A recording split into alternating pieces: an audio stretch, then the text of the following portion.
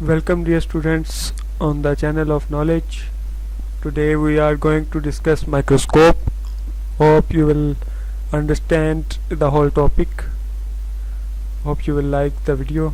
Let's start it. सबसे पहले definition देखते हैं, माइक्रोस्कोप होती क्या है। Microscope is an instrument. Instrument का मतलब होता है आला, काम करने वाला आला। दैट मैग्निफाइज, जो बड़ा करता है, बड़ा करना किसी चीज को। The size of image of an object to be seen with naked I.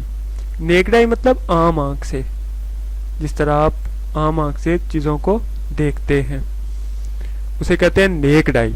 Microscope एक ऐसा आला है जो आम चीजों को बड़ा करके दिखाता है, जिन्हें हमारी आम आंख नहीं देख सकती। अब ये देखें, इससे ज्यादा समझ आएगी। आपने जरूर अगर हॉस्पिटल की किसी लैब में गए हो आप, तो वहां जरूर इस तरह की माइक्रोस्कोप आपको नजर आई होगी। अब इसकी थोड़ी एनाटॉमी देखते हैं। ये इसे कहते हैं, ये है हेड और ये है ओकुलर लेंसेज।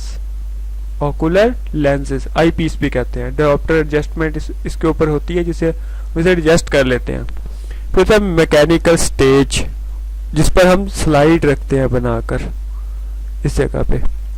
फिर इल्यूमिनेशन, यहाँ से हम रोशनी देते हैं। ब्राइटनेस एडजस्टमेंट इस जगह से होती है। फिर लाइट स्विच, ये स्विच है इसका, लाइट यहाँ से ऑन करेंगे तो ये यहाँ से लाइट आना शुरू हो जाएगी। कोर्स एडजस्टमेंट, फ्रेम, ये सारे का सारा इसका फ्रेम है। और फिर ये है ऑब्जेक्टिव लेंसेज, ये और ये दोनों के दोनों हैं ऑब्जेक्टिव लेंसेज। टू की कैरेक्टरिस्टिक्स ऑफ रिलायबल माइक्रोस्कोप। इसके दो मेन फीचर्स कौन कौन से होते हैं। एक तो होती है मैग्निफिकेशन, और फिर मैग्निफिकेशन आपने मोबाइल फोन्स में ज़रूर इस चीज़ को देखा होगा, मैग्निफिकेशन को, कि जब आप स्क्रीन पर स्क्रॉल करते हैं कैमरा ओपन करके तो तस्वीर बड़ा होना शुरू हो जाती है। बिल्कुल माइक्रोस्कोप भी इसी तरह करती है मैग्निफिकेशन। अब मैग्निफिकेशन होती क्या है? मैग्निफिकेशन होती है किसी ऑब्जेक्ट को की तस्वीर को बड़ा करके दिखाने की काबिलियत, उसे कहते हैं मैग्निफिकेशन। फिर टोटल मैग्निफिकेशन निकालते कहते हैं कैसे है, पावर ऑफ ऑब्जेक्टिव लेंस, जो कि मैंने आपको दिखाया था। ऑब्जेक्टिव लेंस क्या चीज है, ये देखें, ये है ऑब्जेक्टिव लेंस, ये ऑब्जेक्टिव लेंस।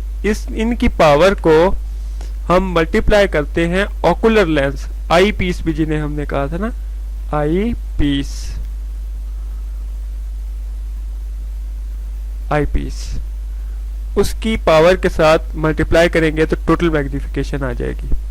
अब देखते हैं रेजोल्यूशन क्या है। एक होती है मैग्निफिकेशन, दूसरी होती है resolution. Minimum distance eight which two distinct points of A specimen can still be seen.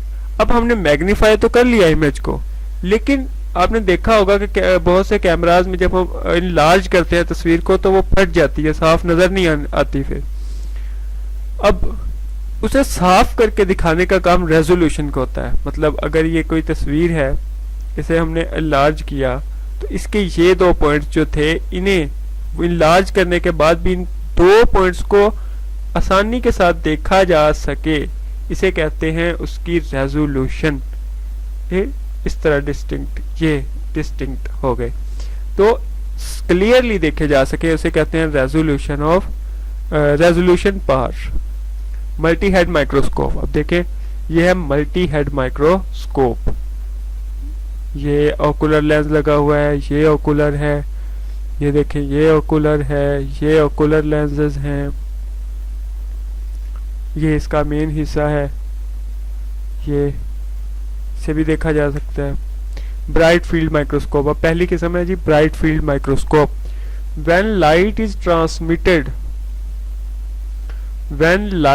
Transmitted through the specimen image is formed. जब लाइट को स्पेसिमेन से ट्रांसमिट किया जाता है तो तस्वीर बनती है। इसमें most of the light Most of the light is absorbed by the surroundings and some of light is transmitted through sample. ज़्यादातर जो लाइट होती है वो इर्द गिर्द में जज़ब हो जाती है, गिरदोनवा में, और कुछ लाइट जो होती है वो जो स्लाइड पर जो हमने सैंपल रखा हुआ है जिसे देखना है उससे ट्रांसमिट होती है. As a result, the specimen will produce an image that is darker than surrounding brightly illuminated field. अब इसके नतीजे में होगा क्या कि वो जो स्पेसिमेन है उसकी तस्वीर हमें ज़्यादा डार्क नज़र आएगी एज कम्पेयर टू सराउंडिंग्स, गर्दोनवा के मुकाबले में. Can be use for live, stained and unstained material. किसी भी तीनों में से किसी भी तरीके के मटीरियल के लिए इस्तेमाल किया जा सकता है.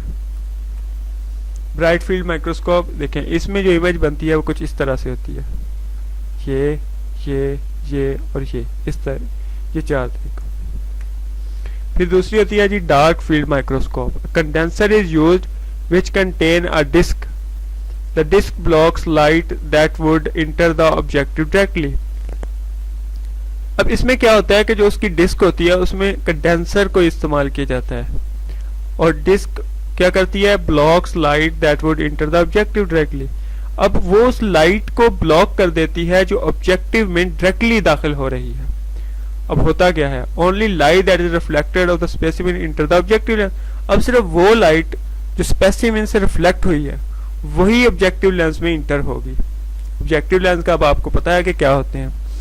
Because there is non direct background light the specimen appears light against a black background. अब होता क्या है कि क्योंकि कोई भी बैकग्राउंड लाइट जो होती है वो मौजूद नहीं होती, इस वजह से स्पेसिमेन जो है वो ब्लैक बैकग्राउंड के साथ नजर आता है. Frequently used to examine unstained micro. ज्यादातर ये अनस्टेन्ड माइक्रो ऑर्गेनिजम्स को देखने के लिए इस्तेमाल की होती है.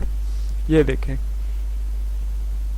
डार्क फील्ड माइक्रोस्कोप में स्पेसिमेन इस तरह से नजर आते हैं, डार्क बैकग्राउंड के साथ.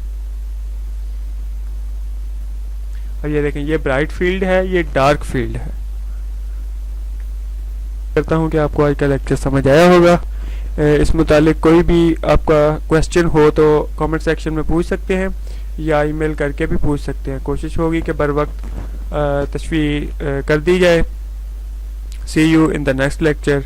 Thank you so much.